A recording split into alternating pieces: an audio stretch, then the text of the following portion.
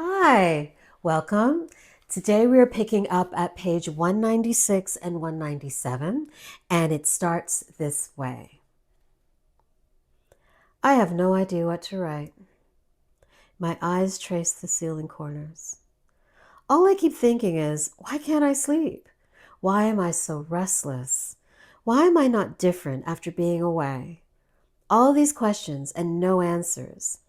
I was supposed to come back refreshed, and instead, I'm back where I started.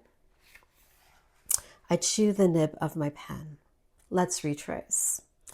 In the hotel, I told myself I would write all my thoughts. No judgment. I remember reading a verse too. What was that verse? I could just look back, but I want to remember. I let the pen rest and I lay my head against the headboard. I can do all things, floats back to me. I start to write.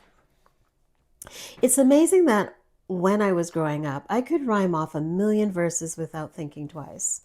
I could even call out all of the books of the Bible like they were all the names of my family. Yet now here I am grappling for something as simple as I can do all things. Life changes, My life just seemed to speed up and take on all these turns, and I forgot things along the way. Parenting, working, moving, teaching, volunteering, all the ings took over except remembering, knowing, being. I forgot how to be.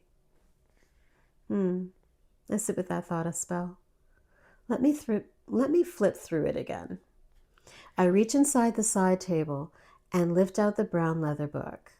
I trace the embossed letters with my finger. I can't remember when I bought this.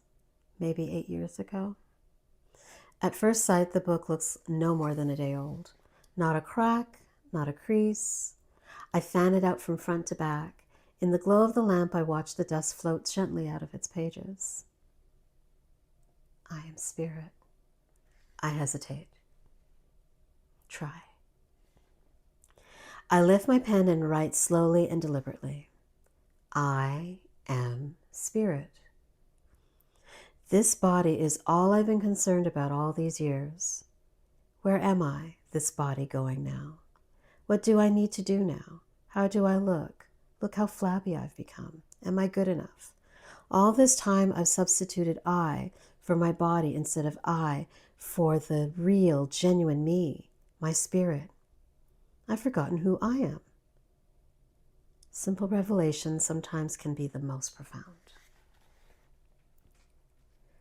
So, as I said in previous episodes, this book was me trying out different things, experimenting. And so in this one excerpt, you could see how I was experimenting with a character's thoughts, their observations, their writing, their in-the-moment actions. And it was fun, but it was also, how do I balance that so I don't confuse the reader? It was all a balancing act. And in this scene particularly, Viv is remembering slowly that she is spirit. I'm not sure if you've ever heard of that saying that we're all spirits with body suits, right?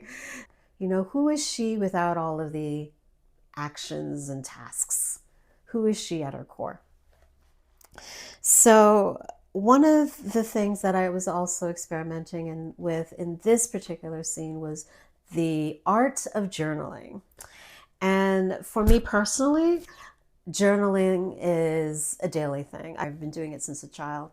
And I love journaling because it gives me an opportunity to put down all my thoughts on the page and close the book.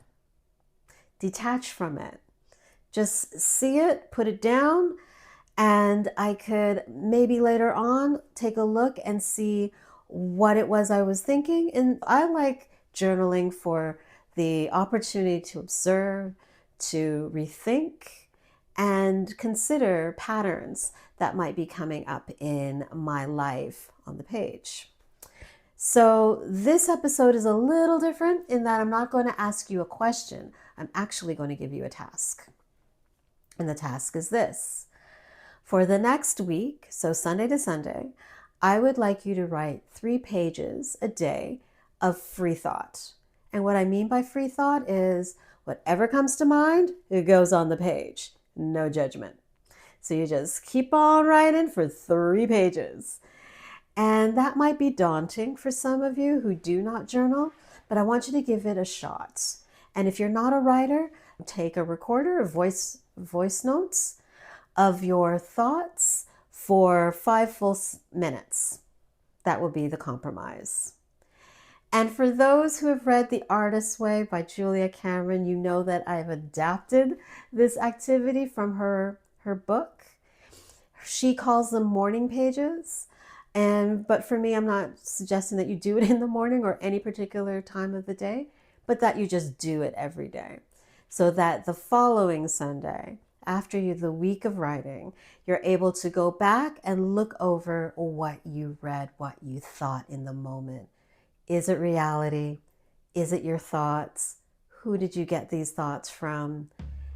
What are the patterns? All that good stuff. All right. So you have a great week, and I look forward to seeing you next week. You take care. Bye.